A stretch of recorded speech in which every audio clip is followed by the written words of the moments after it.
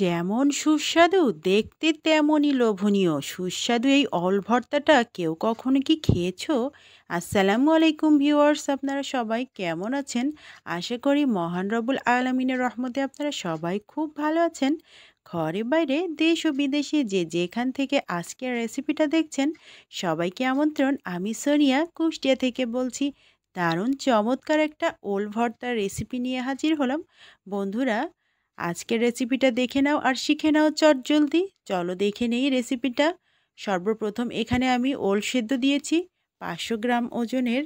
একটু কাটা অংশ ওল নিয়ে এসেছি বাজার থেকে। সেই ওলটাকে সুন্দর করে ছিলে ছোট ছোট পিস করে কেটে নিয়ে সেদ্ধ করতে দিয়ে দিয়েছি। আর ওলটা ধোয়ার সময় অবশ্যই একটু হালকা গরম পানি দিয়ে ওলটা ধুয়ে নিতে হবে, তাহলে হাতটা চুলকাবে না। তা না হলে ঠান্ডা পানি দিয়ে ধুতে গেলে কিন্তু হাতটা খুব চুলকায়। এর জন্য এই টিপসটা অবশ্যই ফলো করতে হবে। আর ওলটা যখন সেদ্ধ দিয়েছি সামান্য একটু লবণ দিয়েছি, পরিমাণটা বুঝে লবণটা দিতে হবে। এখানে আমি হাফ চা চামচ পর্যন্ত লবণ দিয়েছিলাম। আর ওলটাকে প্রায় 20 মিনিট ধরে এভাবে ঢাকনা দিয়ে ঢেকে একটু মাঝে মধ্যে নেড়ে চেড়ে সেদ্ধ করে নিলাম। পারফেক্টভাবে সেদ্ধ হয়ে গিয়েছে। এখন এই ওলটাকে আমি চুলা থেকে নামিয়ে একটা ডালার মধ্যে ঢেলে দেব, এতে এক্সট্রা পানিগুলো ঝরে যাবে। আর ওলটাও একদম পারফেক্টভাবে পানিটা ঝরে শুকনা শুকনা হয়ে যাবে। আর এভাবে পানিটা ঝরিয়ে নিলে ওল ভর্তাটা করলে দারুণ আঠালো হয় কিন্তু। এবার আমার দ্বিতীয় কাজ, এখানে আমি বাদবাকি সব মশলা নিয়ে নিয়েছি। 2টা মিডিয়াম সাইজের রসুন ছিলে নিয়েছি, 10টা কাঁচামরিচ নিয়েছি, 6টা শুকনা মরিচ নিয়েছি, 1 চা চামচ সরিষা নিয়েছি। সরিষাটা খুব সুন্দর করে ধুয়ে পরিষ্কার করে নিয়েছি। আপনারা চাইলে এক্ষেত্রে শুধু শুকনা মরিচ দিয়েও ভর্তাটা করতে পারেন, আবার চাইলে শুধু কাঁচা মরিচ দিয়েও ভর্তাটা করতে পারেন। আমি 2টা মরিচ মিক্সিং করে দিয়েছি, টেস্টটা দুইটারই থাকবে এই জন্য। এখন চলে যাচ্ছি চুলাতে।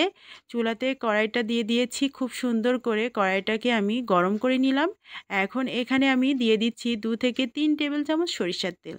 তেলটা খুব সুন্দর করে গরম করে নিচ্ছি। আর এবার তেলটা গরম হয়ে গেলে এখানে সর্বপ্রথম রসুনগুলো দিয়ে দিব। রসুনগুলো হালকা বাদামি করে ভেজে নিব। খানিকটা ভেজে নিচ্ছি মিনিট খানেক। আর এ পর্যায়ে রসুনের মধ্যে অ্যাড করে দিচ্ছি শুকনা মরিচগুলো। শুকনা মরিচগুলো আগে ভেজে নিলেও নেওয়া যেত, তবে আমি একসাথেই দিয়ে দিচ্ছি, কারণ খুব বেশি কড়া করে শুকনা মরিচগুলো ভাজবো না। হালকা মোচমোচা হবে, হালকা একটু কালারটা চেঞ্জ হবে, এতেই হয়ে যাবে। আমি শুকনা মরিচ ও রসুন একসাথেই ভাজছি, তার সাথে কাঁচামরিচগুলো দিয়ে দিচ্ছি। আর কাঁচামরিচগুলো কিন্তু আমি হাত দিয়ে ভেঙে ভেঙে 2 টুকরো করে দিয়েছি, এতে কাঁচামরিচগুলো ফুটবে না বা চোখে মুখে লাগবে না।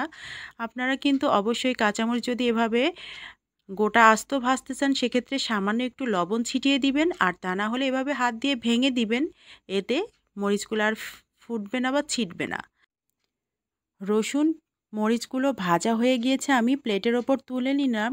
তবে এক্ষেত্রে আপনারা চাইলে একটা পেঁয়াজ অ্যাড করতে পারেন এখানে, তবে আমার বাসার সবাই শুধু রসুনের ভর্তাটাই বেশি পছন্দ করে।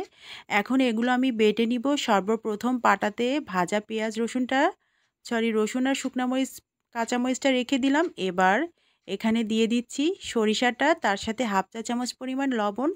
আর এই কাঁচামরিচগুলো বেছে এই সরিষার সঙ্গে আমি প্রথমে বেটে নিব, এতে সরিষাটা তিতা হবে না। এই উপকরণগুলো সর্বপ্রথম বেটে নিচ্ছি, তারপর এখানে ওলগুলো দিয়ে বেটে নিব।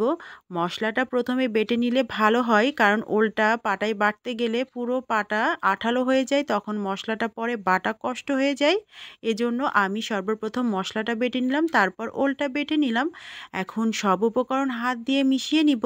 বন্ধুরা, আপনারা চাইলে এটা কিন্তু ব্লেন্ডারেও করে নিতে পারেন, পিষনিতেও করতে পারেন, আবার ছেঁচনিতেও বা হামালদিস্তাতেও করতে পারেন। সব একই, কিন্তু পাটায় বাটলে আমার কাছে খুব বেশি আঠালো মনে হয় আর খেতে দারুণ স্বাদ হয়। আপনারা যারা আমার ভিডিওগুলো নিয়মিত দেখেন তারা অবশ্যই দেখে বুঝতে পারবেন যে আমি কোথায় ভর্তাগুলো করি। পাটাতে আমার কাছে সবথেকে স্বাদের মনে হয়, এজন্য আমি ম্যাক্সিমাম ভর্তাগুলো কিন্তু পাটাতেই করি। পিষনি বা হামালদিস্তা সবই আছে, কিন্তু আমার কাছে পাটাটাই পারফেক্ট মনে হয়। আর এখানে যদি আপনারা শুকনা মরিচটা দিয়ে করতেন তাহলে কালারটা কিন্তু আরও সুন্দর আসতো। আমি এখানে কাঁচামরিচও অ্যাড করেছি, এজন্য কালারটা টকটকা আসে নাই। আর এখন ভর্তাটা রেডি হয়ে গিয়েছে। শেষ পর্যায়ে এখানে 1 টেবিল চামচ পরিমাণ সরিষার তেল অ্যাড করলাম। এই সরিষার তেলটা দিয়ে মেখে নিব। যেমন কাঁচা সরিষার ঝাঁজ সেরকম সরিষার তেলের ঘ্রাণ যা গন্ধ ছড়িয়েছে না বন্ধুরা, এভাবে একবার ওলের ভর্তাটা তৈরি করে খেয়ে দেখো, মুখে লেগে থাকবে। গরম গরম ভাতের সাথে ওল ভর্তা থাকলে আর কিছুই লাগবে না। এত স্বাদের হয় আর এত টেস্টি হয় খেতে। যারা কখনো ওল খেয়ে থাকেন নাই তারা অবশ্যই ওলের এই ভর্তাটা একবার করে খেয়ে দেখবেন।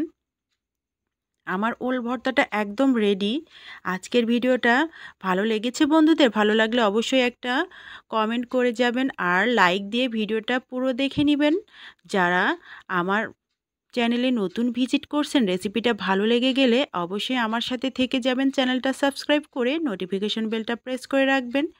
আর আমার কোনো ভুল ত্রুটি হলে অবশ্যই ক্ষমা সুন্দর দৃষ্টিতে দেখবেন। আমার বন্ধুদের প্রাণ ঢালা শুভেচ্ছা জানাই। ইউটিউব পরিবারের সকল বন্ধুরা সবাই ভালো থাকবেন, সুস্থ থাকবেন আর আমার সাথেই থাকবেন। সবাইকে ধন্যবাদ। আল্লাহ হাফেজ।